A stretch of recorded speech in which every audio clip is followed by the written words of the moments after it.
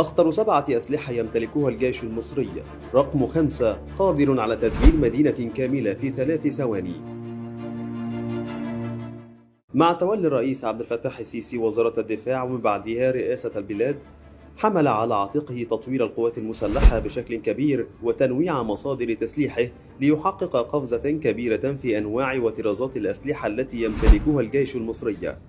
خطة الرئيس عبد الفتاح السيسي مكنته بالقفز بالقوات المسلحة المصرية ليصل إلى المركز العاشر ضمن أقوى جيوش العالم.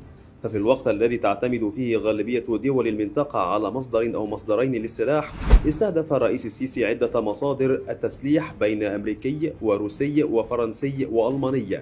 وفي هذا الفيديو نستعرض معكم أخطر 8 أسلحة استطاع الرئيس عبد الفتاح السيسي ضمها للعمل بالقوات المسلحة. الميسترال. تحتل حاملة الطائرات ميسترال قائمة الصدارة في أكثر الأسلحة المصرية خطورة، وذلك بسبب قدراتها في عمليات الدعم التي كانت لا تمتلكها مصر في السابق. البداية كانت في العام 2015 عندما تسلمت قيادة القوات البحرية بالجيش المصري أول حاملة لطائرات الهليكوبتر من فرنسا من طراز ميسترال، وسمتها مصر باسم جمال عبد الناصر. ومن ثم أعلنت مصر بعد ذلك عن تسلم القوات المسلحة الحاملة الثانية، وتم إطلاق عليها اسم أنور السادات. وبعد امتلاك مصر للميسترال، أضافت لقوتها المسلحة قدرات عسكرية كبيرة إلى القوات البحرية المصرية، حيث مكنتها من الوصول إلى نقاط بحرية خارج الحدود المصرية، وذلك للمرة الأولى في تاريخ القوات المسلحة المصرية. الرافال. مع سياسة تنويع مصادر الأسلحة التي انتهجها الرئيس السيسي، فقد وقع اتفاقا مع فرنسا على صفقة شراء 24 طائرة رافال من إنتاج شركة داسو للطيران. وتتميز طائرات الرافال بقدراتها القتالية والتعامل مع الأهداف المعادية بكفاءة ودقة عالية، فهي الأحدث داخل القوات الجوية المصرية. وتمتلك طائرات الرافال معدات تعد الأكثر تطورا بين المقاتلات، حيث باستطاعتها الهرب من الرادارات وتنفيذ مناورات على ارتفاعات منخفضة جدا دون التأثير على كفاءتها. ويصل سعر الطائرة الواحدة من طراز رافال إلى 100 مليون دولار أمريكي، كما يتكلف تشغيل الطائرة ساعة طيران واحدة 16,500 دولار أمريكي. جويند. تسلمت القوات البحرية المصرية أول فرقاطة من طراز جويند بميناء لورين الفرنسي، والتي تتمتع بقدرات قتالية عالية جدا، وتتميز بقدرتها القتالية على تنفيذ جميع المهام القتالية بالبحر، من بينها البحث عن وتدمير الغواصات واستخدام الصواريخ والمدفعية في المهام القتالية، وتنفيذ مهام تأمين خطوط المواصلات البحرية. كما يصل مداها إلى أكثر من 9000 كيلومتر في الساعة، ويبلغ طولها 103 أمتار ووزنها 2500 طن. F-16. ومن ضمن الأسلحة الجديدة التي ضمها الرئيس عبد الفتاح السيسي إلى القوات المسلحة طائرات فالكون 16، والتي تعرف ب F-16.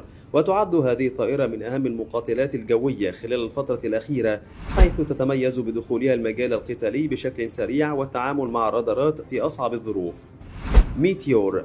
وخلال فترة حكم الرئيس السيسي امتلكت مصر الصاروخ ميتيور، فهو من ضمن تسليح الطائرات، وهو يعد من أقوى صواريخ الجو على الإطلاق، وتتخطى سرعته 4 أضعاف سرعة الصوت، كما يتميز بالقدرة على إصابة أهدافه بدقة عالية للغاية.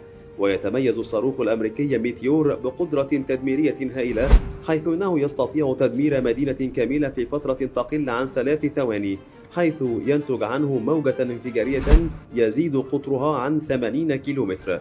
وهذا الصاروخ يتم تصنيعه في الولايات المتحدة وفرنسا وألمانيا وإنجلترا وإسبانيا، ويصل سعر الصاروخ إلى 1,000,000 جنيه استرليني.